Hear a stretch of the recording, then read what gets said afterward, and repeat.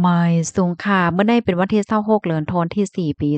2026ในตอนในเฮาค่ะมาถ่วมด้วยข่าวเงาเกี่ยวกับไปลองเมืองคมตุ๋มมือป่นมาอำหลายวันในก็มีข่าวเงาออกมาว่ามีลองปืนเผาเงาลายคึกคักใน60ปืนตีตาข้าวตั้ง90วันน่ะค่ะลงโปนจึงเมืองคมตุ่มปานเมื่อเหลียวปาดใดการนำของจอมจึงอูมินอ่องหลายค่ะเปิ้นเผาออกมาเมื่อวันที่24เดือนธันวาคมที่4ปี2026นั่น โลกในก็เรียกว่าเป็นรองที่อันลีปักตาไปด้วยแลลีไม่อกไม่ใจไว้เต้นะคะเกี่ยวกับเลยร้องได้ตั้งฝ่ายผู้ค้นคว้าเลยเพียนเขาทัดสางหันจึงหือไปย่อก็ปันฟ้างไว้จึงหือไหลเจ้าในเฮาค่ะมารับถ่อมด้วยกว่าเป็นตอนเป็นตอนค่ะตอนที่หนึ่งค่ะการเฮ็ดสร้างเนี่ยค่ะข้อสั่งอันเนี้ยค่ะมันก็ป้องว่าอันเป็นเยวินโอโพป้องกันศึกใหม่จอมศึกใหม่ในก็เดคับเคิงเสียก็ป้องกันกว่านะคะมาเที่ยงค่ะลุ่มตลาซึกค่ะปลาไตขิงข้าวยามที่อันเปิ้นเผาเงาลายคึกคักในสั่งว่าก้นหวานก้นเมืองก็เลยเสมว่าถุงยาที่เงียบกุมโตในปื้นที่อันว่ามาในเพราะว่าในจึงไหนแต่ได้ขึ้นลุ่มตลาซึกไหนค่ะในลุ่มตลาในก็มันก็ซ้ำจังมีตดตามแห้งค่ะเนาะบ่ได้เป็นตามคอกข้าวยาวโฮมป้าถึงปันตดตามตายไหลเจ้าในเนี่ยค่ะอันเป็นลมตลายอยู่ๆปกติในแต่ก็อ่ำจางข่าวกว่าเกี่ยวจ้อมไหลในตอนไหนก็เปิ้นนั่นแหละในพี่น้องเฮาคาเจออันอยู่ไว้ในปื้นดีอันว่ามานั่นในให้เตอฟังสติกันนำๆเลยค่ะตอนที่2ค่ะปืนดีอันปืนเผาเงาลายคึกคักในก็ได้มีอยู่60เมืองนะคะเหมือนจังหนังแจเมืองขางแจเมืองยา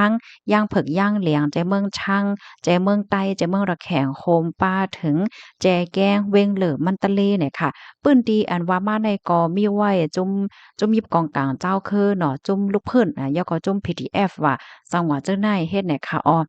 ลวงปืนเผาออกมาจังไหนในมันไหนให้หันว่าตั้งฝ่ายของเสศึกมารเขานั่นไหนใจตื้อเปิงการหนัง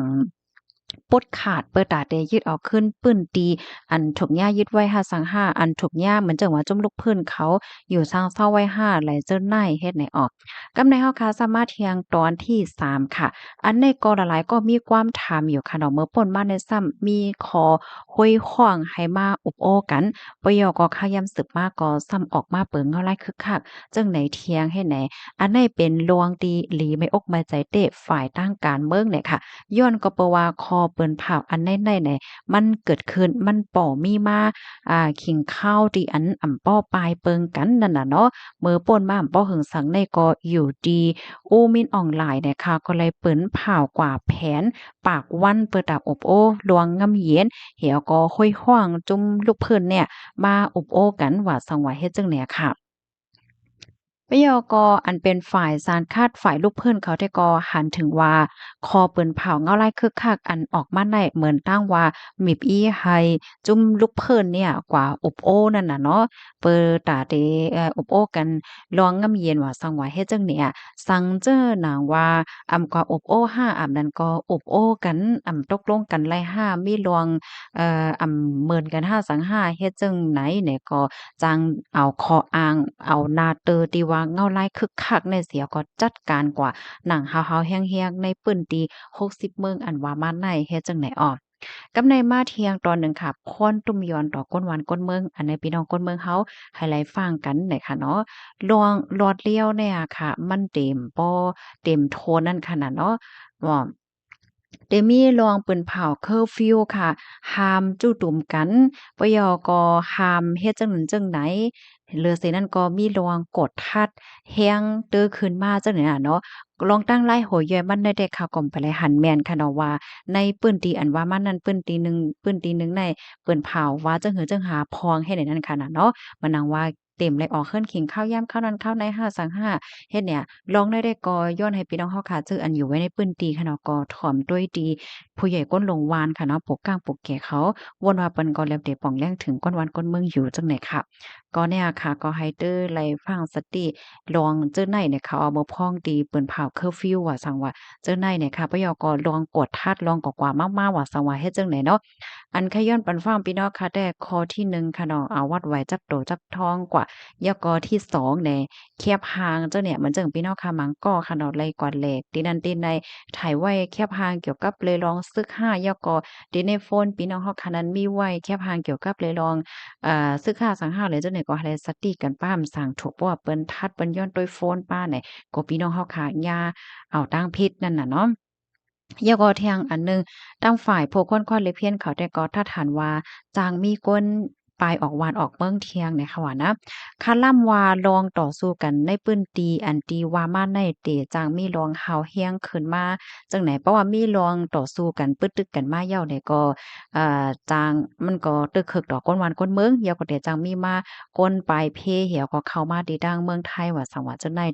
เดจังเตื้อนำมาในเถียงข้าวตัง90วันตั้งนานในว่าในค่ะอ้อเพราะว่าเฮาขามาด้วยโฮมๆเหย้าในคอเปิ้นเผาอันแน่อ่ำใจ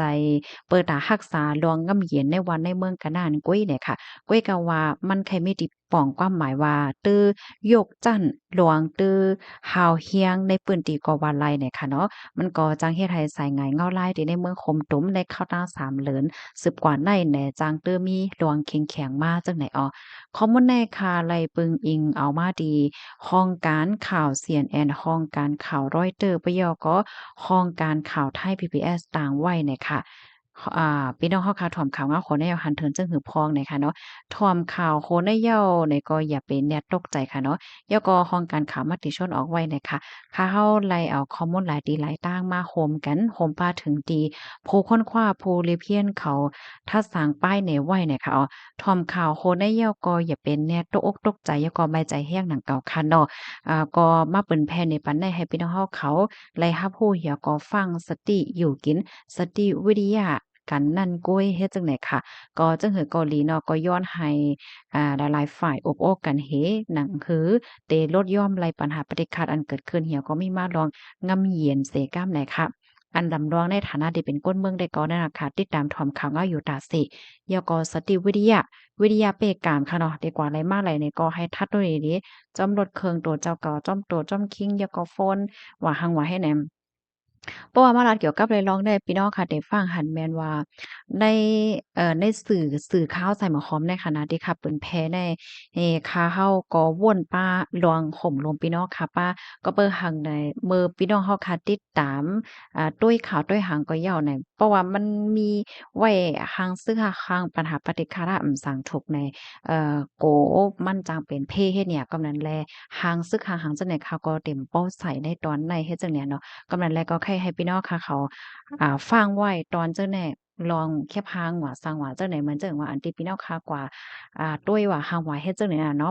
ะให้ฟังไว้เนาะก็ให้รอดเพกันกุกก็เซกัมในค่ะนะถ่อมก็ถ่อมมาก็เมืองเฮาก็เมื้อไหร่ยังเต็งงำเย็นกว่าหัวค่ะเนาะก็จึงหือก็ย้อนให้กูก็รอดเพค่ะเนาะมอยสงค่ะ